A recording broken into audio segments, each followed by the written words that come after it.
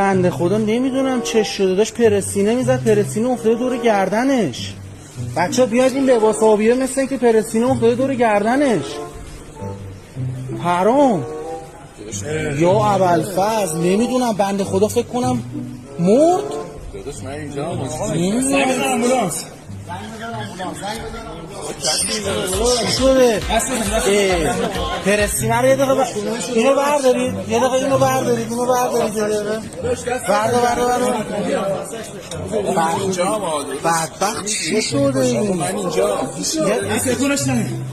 یه دقیقه پاشو بگی، یه دقیقه پاشو بگی شما یه زنگ زدی آمبولانس؟ بگی بیارش اینجا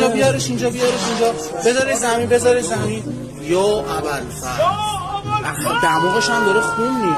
آقا من اینجا داداش کسی اینجا نیستش که. شما اینجایی؟ من شما ندیدم.